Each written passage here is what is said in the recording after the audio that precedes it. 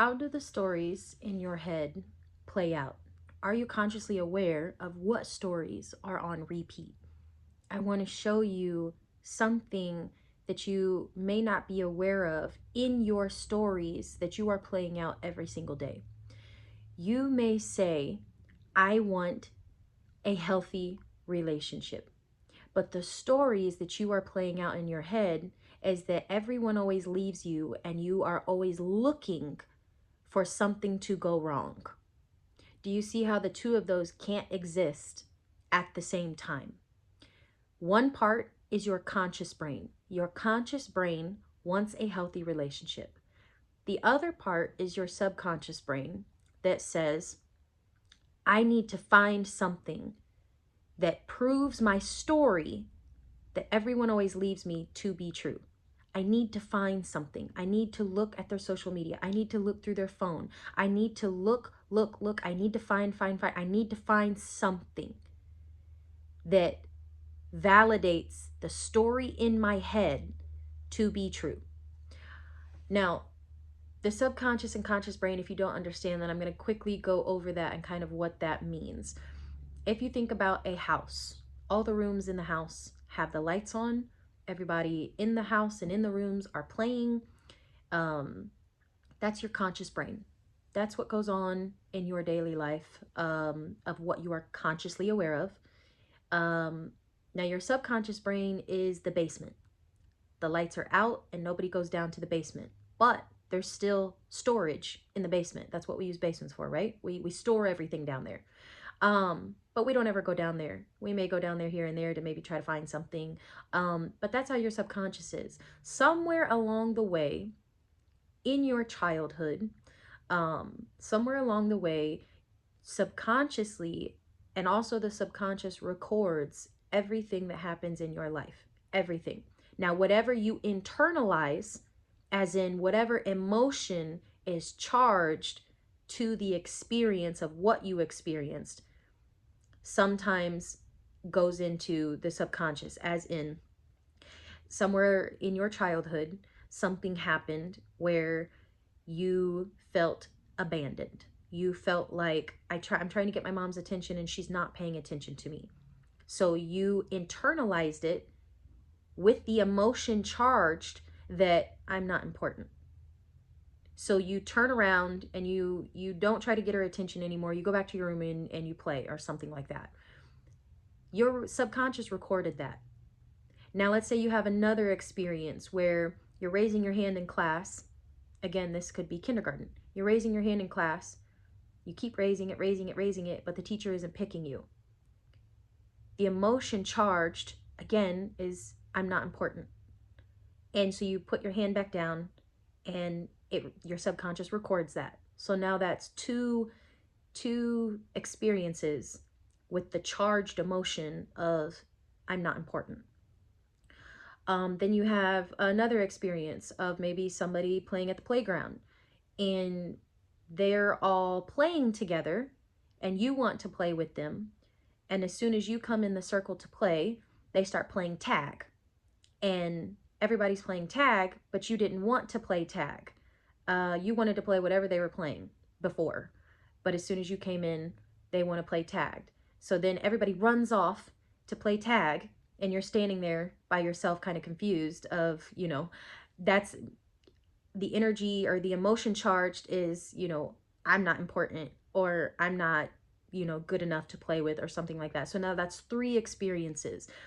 The more experiences you have with the charged emotion of abandonment, not feeling good enough, not trusting, neglect, the more experiences you have with that, that's sitting down in your basement. Now it's happening as you grow up, and I'm sure as an adult, as eye-opening as it was for me, I thought I was in control of things. I thought, I'm saying I want a healthy relationship. Why on earth can I not get a healthy relationship? Why on earth am I attracting people that can't, quote unquote, see me, that don't make me feel, quote unquote, important? Why can't I find this? And what is wrong? Like, I'm saying that I want a healthy relationship. because your conscious brain only rules about 5% of your reality. Everything that you're conscious of, that's only 5% of your real, true reality.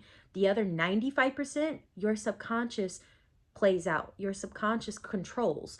And so you're over here, because I'm using my examples. I'm over here saying that I want a healthy relationship, but my subconscious has recorded things, and I've had so much um emotional experiences that kept piling up, piling up, piling up. Now the story that I have in my head is that everyone always leaves me, or that I'm not important.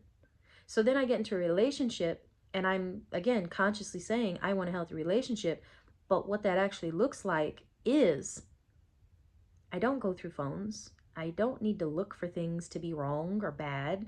I don't have to, start arguments or nitpick at something because it's too quiet and we haven't, um, we it's just too quiet in the house. Like nothing's wrong. Nothing's happening. Like my nervous system is not used to that. My subconscious does not know what a healthy relationship looks like. So when I say that I want a healthy relationship, I actually can't get into one until I go down in the basement and I start working on my subconscious and on the stories that I have told myself over the years. Now, mind you, consciously, I'm not telling myself this story, but I'm seeing it play out, that those are the constant feelings and emotions and sentences I say when I feel something in a relationship. Like, it makes me feel like I'm not important. It makes me feel like, you're not, you don't value me. It makes me feel like you don't want to be with me. And I like started creating when it got too quiet in my dynamic, when nothing was going on and seeing things seemed to be healthy and moving in a healthy trajectory. My like nervous system was not used to that, so my stories would come up of constantly replaying in my head, like, that something has to go wrong. You have to find something to prove the story. Okay, the story has to stay alive, and the story that has to stay alive is that you're not important. So like you can't have this new, how do I say this? The story has to stay alive. Okay? Because that's what you've created subconsciously. That's what you've created to be true in your reality. Now, when you want to work on these stories and work on these subconscious blocks, it's going to be very difficult because you are still in control, as in your subconscious is still in control while you're trying to navigate not looking through phones, not searching for things to be wrong, being okay in the quiet, being okay that, nothing's like, happening, and it's okay to just like I don't know how to explain it other than when things felt too good, no arguing, no like, different energy, no, not necessarily resentment, but like when those feelings and those experiences weren't happening in my relationship, I got very uncomfortable because my nervous system did not understand this. And I was trying to consciously work on my subconscious blocks and rewiring and starting to tell myself a different story. The different story that I was creating was, I'm in a healthy relationship. My person adores me. My person loves to, spoil me. My person sees me on all levels. My person values me. He loves me. These are the stories that I now have to tell myself on a consistent basis. This is not being delusional. This is overriding your old story of, I don't, I'm not good enough. I'm not important. They can't see me. You have constantly and consistently told yourself that story for so long. Okay, even if you're like, um, even if you are, what is the word I'm trying to say here? Suspicious about what I'm saying, because truthfully, I was there also. all this kind of sounded like, a little too much, but I'm going to share something. If your life is played out that entire time with the stories that you've created, why don't you try a different story and see how it plays out? See how that plays out and if it really makes a difference, if it really matters. I'm here to tell you, I've changed the story on so many of my life's, stories that I've told myself. It was a ripple effect when I started telling myself different stories. Now, also, I want to mind you here that when you're telling yourself new stories, that old version of you is still going to come up, because you can't just, okay, this is my new story and flip the page overnight. No, that's not how it works. You're going to have to flip the page for quite a few chapters, okay? Consistently telling yourself this new story, because your nervous system needs to get used to what a healthy relationship actually looks like. And what it looks like, at least for me, was not looking through phones, not looking for to just start things just to, because it's just too quiet. Not looking for things to be wrong, as in like social media and like, checking up on things and like looking at receipts, and like it was ridiculous. But I'm being so vulnerable with you. Though that was me looking for validation for my story to be true. Now, what happens when you change your story? You're going to be shown things, and you're going to start looking for things that validates that to be true. My person adores me.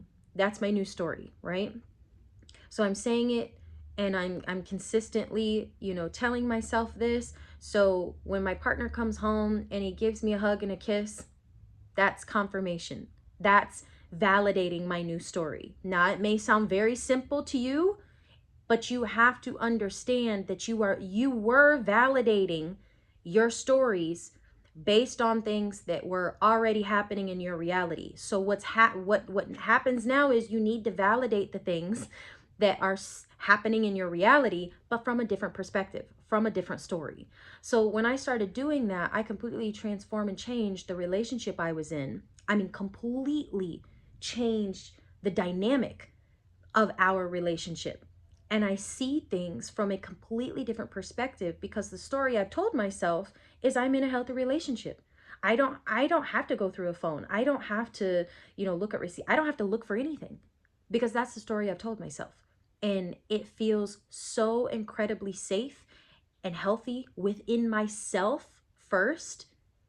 And then it happened on the outside, as in it started to make me think of like, oh my God, were these things there the whole time, but I just could not see past my story that I had told myself for, my subconscious blocks? Could I just not see that? Because I was so busy validating my story that I just could not even see what was right in front of me.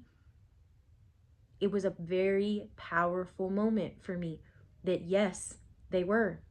Those things were always there, but I could not see them because of my subconscious block to a healthy relationship. So I really wanted to get on here today and explain kind of what stories were, how your subconscious and conscious brain work together, even though it seems it's apart. You are the bridge. You are the bridge between the subconscious and the conscious brain, where you have to actively choose a different story and work through this story. Do not give up. Do not give up. What's going to happen is things are going to appear in your reality that's going to still validate your old story. What you need to do is say, these things are not true. These are not true. This does not mean that. This does not mean that I'm not important. This does not mean that this is true. You have to validate that for yourself. The same way you were validating them before, you have to do it again, but from a different perception. And you have to rewire. That's when people say rewire subconscious brain, that is in a way you could do that. It's a part. There's many ways people do it, I'm sure. But that's how I did it. And it truthfully, it mattered so much. Like, I just can't, the dynamic that I have in my relationship is everything that, I've ever wanted. I'm very soft. I'm very feminine. I can speak, all of my truth. I'm not suppressed, as in like I feel like I can't ask something, or I can't say something because I don't want to upset them. Like I feel very free. I feel very, and it was me. It wasn't my partner. That's another big thing that I should probably say. People are waiting for the perfect partner. The perfect partner does not exist. I hate to say it. It doesn't exist. There's flaws in everyone. Okay? There's flaws in everyone. But what the love you're seeking, or the healthy relationship that you're seeking, which is what I was seeking, was a healthy relationship. That was me. It was in me the whole time. I just had to get rid of my blocks. I had to rewrite my stories. I had to merge, kind of, be the bridge between my conscious and subconscious brain, and work through that, actively work through that consistently. And yes, it was rough. Yes, it made me second guess myself. Yes, it made me feel like I was delusional, but I kept going, and I'm now on the other end of it, that it's like, I just can't believe I could have always been this version. It has nothing to do with the other person. I could have always been this person, regardless of who was on the other side of my partnership. And that's like, that was the biggest moment for me, of like, I hate that I could have always been this person. It actually was never the partner. Never. If I told myself that everyone always abandons me because of a subconscious belief that, charged while I was, 0 to 5 years old, if that's the feelings that I felt during that time, I attracted everyone in, whether they were a great fit for me or not. And I pushed them away because that was my story, that everyone abandons me. So they all left. You see what I mean? Like, there's some people that were a great fit for me now that I look back at it. I mean, nothing was wrong with them. Nothing, but everybody's got flaws or whatever, but I'm saying, like, it actually was healthy. It actually was, nothing was wrong. It was me. It was me.